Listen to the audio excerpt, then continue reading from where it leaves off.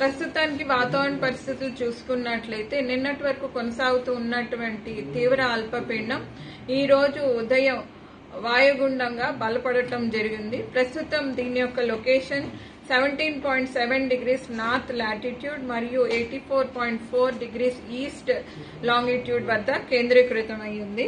ఇది పశ్చిమ మధ్య బంగాళాఖాతం, దాని ఆనుకున్నటువంటి వాయు బంగాళాఖాతం, అలాగే ఉత్తర ఆంధ్రప్రదేశ్ మరియు దక్షిణ ఒడిశా తీరాల వెంబడిగా కేంద్రీకృతమైంది. అయితే దీని దిశ చూసుకున్నట్లయితే ఇది పశ్చిమ వాయు దిశగా కదిలే అవకాశాలు ఎక్కువగా కనిపిస్తున్నాయి.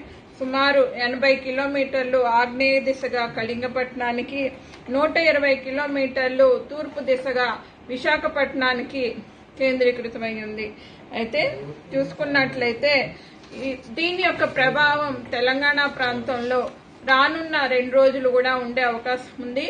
ఈ రోజు రేపు తెలంగాణ ప్రాంతానికి రెడ్ వార్నింగ్స్ జారీ చేయగా ఎల్లుండి హెవీ రెయిన్ఫాల్ వార్నింగ్స్ జారీ చేయడం జరిగింది.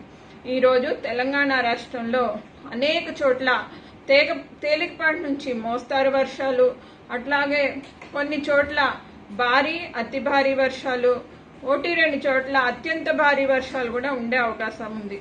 ఇక్కడ జిల్లాల వారీగా చూసుకున్నట్లయితే తెలంగాణ రాష్ట్రంలో రెడ్ వార్నింగ్స్ 7 జిల్లాలకు పెద్దపల్లి, కరీంనగర్, జయశంకర్ భూపాల్పల్లి, ములుగు, భద్రాద్రి, ఈ ఖమ్మం, నల్లగొండ, సూర్యాపేట ప్రాంతాల్లోని కొన్ని చోట్ల భారీ అతి భారీ వర్షాలు, 1-2 చోట్ల అత్యంత భారీ వర్షాలు 20 సెంటీమీటర్ల పైనే ఉండే అవకాశం ఉంది. ఉత్తర జిల్లాలు, పశ్చిమ జిల్లాలు, మరికొన్ని జిల్లాల్లో భారీ నుండి అతి భారీ వర్షాలు కూడా ఉండే అవకాశం ఉంది. హైదరాబాద్ పరిసర ప్రాంతాల్లో మోస్తారు నుంచి భారీ వర్షాలు ఈ రోజు రాత్రికి కానీ రేపు ఉదయానికి కానీ ఉండే అవకాశాలు ఎక్కువగా కనిపిస్తున్నాయి. అట్లాగే రేపు చూసుకుంటే రేపు కూడా 1వ తారీఖున కొన్ని ఉత్తర జిల్లాలైనటువంటి ఆదిలాబాద్, నిజామాబాద్, నిర్మల్, కామారెడ్డి, అలాగే దక్షిణ జిల్లాల్లోని ఉమ్మడి మహబూబ్ నగర్ ప్రాంతాలకు రెడ్ వార్నింగ్స్ జారీ చేయడం జరిగింది. తర్వాత పశ్చిమ జిల్లాల్లోని కొన్ని జిల్లాలైనటువంటి ఈ సంగారెడ్డి, వికారాబాద్ ప్రాంతాల్లో ఆరెంజ్ వార్నింగ్స్, అలాగే ఈశాన్య ప్రాంతం తూర్పు జిల్లాల్లో కూడా ఆరెంజ్ వార్నింగ్స్ జారీ చేయడం జరిగింది. మిగతా జిల్లాల్లో మోస్తారు నుంచి భారీ వర్షాలు ఎల్లో వార్నింగ్స్ జారీ చేయడం జరిగింది.